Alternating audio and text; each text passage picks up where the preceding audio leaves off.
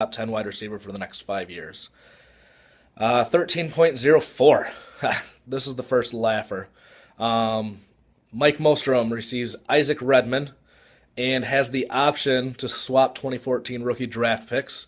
And Mike S gets the immortal Jonathan Franklin. So Mike S has one of the most terrible teams in the league right now. That draft pick is looking like it's for sure going to be in the lottery. Has a very high probability of being number one. Maybe Mostrom took advantage of you because you don't understand the concept of a rookie draft, or at least you didn't at the time. But yeah, you sending away, a top three pick, let's call it, in next year's rookie draft for a chance to have Jonathan Franklin, that and you gave Mike Mostrom a starting running back at the time. Now, granted, Redmond has done absolutely nothing, but Franklin hasn't done a whole lot more than that. Yeah, I'm calling this a slam dunk win for Mostrom. He definitely does this deal again, and I'm calling this a. Can you call it a slam dunk loss? No, you just got teabagged. Mike Mostrom dunked it, and you got Arabian goggled, let's say. His nuts were all up in your face in this trade. 13.05. Eric receives Zach Miller. Jason receives Dennis Pitta, Marcus Wheaton. I say yes to this trade. Well, maybe not anymore because I got Antonio Gates now, but I needed an actual starting wide receiver, one that was actually playing. And he got me 2 touchdowns the 1 week that I had to use him, so I'm happy about that. Jason, he wasn't really going to use Zach Miller. He's got Dennis Pitta next year for $1. Marcus Wheaton actually made some strides in that London game against Minnesota. So maybe that's going to be a nice little contract for the next couple years as well. No real losers in this trade, but it was a pretty minor deal, to say the least. Maybe the biggest blockbuster trade of the year.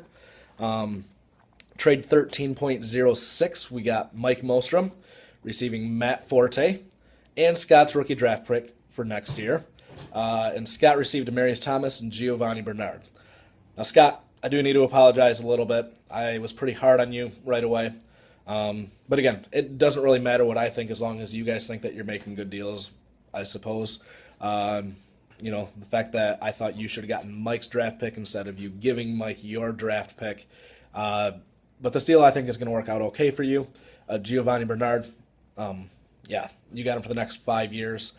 I think this helps Mike's team this year. It hurts your team a little bit this year. But the fact that you get Giovanni Bernard the rest of the way for the next 5 years, I think that's really going to help you. And Demaryius Thomas, arguably the number one wide receiver right now. He's got Peyton Manning throwing to him. He's an absolute stud. But I don't think there's a clear loser in this trade either. Mike got Matt Forte, and as we'll see soon, he also picked up LaShawn McCoy. So he's got a very, very strong running back 1 and running back 2. He had the depth. He was able to pull off such a deal. 13.07. Andy received Doug Martin, Brandon Marshall, and Keenan Allen in exchange for Le'Veon Bell, Marquez Colston, and Cecil Shorts. Basically, Andy's playing for this year, and if that's all that he was worried about, this is a fantastic trade for him.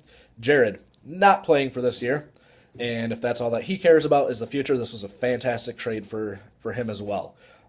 So I can't really call either one of these guys losers in this trade. They just had different agendas, and the trade fit both of their agendas very, very well. And that Keenan Allen, that could be a little sneaky now that Malcolm Floyd is out for the year. So out there in San Diego. Trade 13.08. Myself, I received Antonio Gates and Geno Smith, and Doug received Roddy White. I don't think that Doug does this deal again today. Roddy had another subpar week this past week. It sounds like he's already trying to get rid of him. Now, it's possible after their bye week, next week, I think, Roddy could come back stronger, rested, and be back to his old self. If that's the case, $61 for a perennial top 10 wide receiver, that's a pretty good deal. But I needed an actual productive tight end. Antonio Gates is not quite back to his peak form, but he's looking a lot better than he has the past couple years. And Geno Smith, lottery ticket. As long as Luck is playing, I shouldn't need to use Smith, but it's nice to have an actual playing quarterback number 2 behind my starter. Thanks a lot, Josh Freeman. Greg Schiano, I hate you. It's so hard to root for the Buccaneers right now. So I definitely do that trade again. I'm not sure Doug does it. Maybe he disagrees with me. But I'm going to call Doug a slight loser on that trade. 13.09. Andre Johnson goes to Mike Mostrom. Jared Cook and E.J. Manuel go to Mike Samuels. I'm pretty sure Andre Johnson is going to outscore both of those guys by himself pretty much every week from here on out. Mike Samuels, you didn't need a quarterback. Maybe you needed a tight end. But Andre Johnson was the one trade asset that you had. Besides your draft pick. Oh, wait. You don't have your draft pick anymore. Slam dunk win for Mike Samuels, or for Mike Mostrom. Mike Samuels, I think you got Arabian goggled again. Again, just my thoughts. Maybe your opinion differs. Maybe you don't care what my thoughts are. Although, I guess if you're still watching 14 minutes into this video, yeah, you probably care just a little bit. And then the last trade that just went down this week, myself, I received DeAndre Hopkins, Deshaun Jackson, and Jason Snelling in exchange for LaShawn McCoy. I touched on this a little bit yesterday, although I mistakenly called LaShawn AJ. I got my two studs confused. This helps both teams, not only for this year, it helps my team for the future. I think we both say yes to this trade again today. Yeah, so no clear-cut loser there. Yeah, let me know in the comments below if you guys differ your opinions on any of these things. Yeah. Oh, I did come up with a who says no to this trade. And it's kind of funny because I came up with this before I saw all the comments yesterday, and I didn't feel like coming up with a new one. Andy said that he was willing to give up Willis McGahee in exchange for a very low-end tight end. And then Mike Samuel said, "Ha, McGahee," or "that's funny," or something like that. Ha, ha, ha, laugh out loud. But I'm still going to do a who says no to this trade between Andy and Mike Samuels. McGahee in exchange for Mercedes Lewis. Samuels, you don't need 3 tight ends in this league. You can only play 2. I think McGahee actually gives you a halfway decent option at running back. Andy, if all you're looking for is, a tight end that's actually playing, you can't pick one up because you're at 0 cap dollars.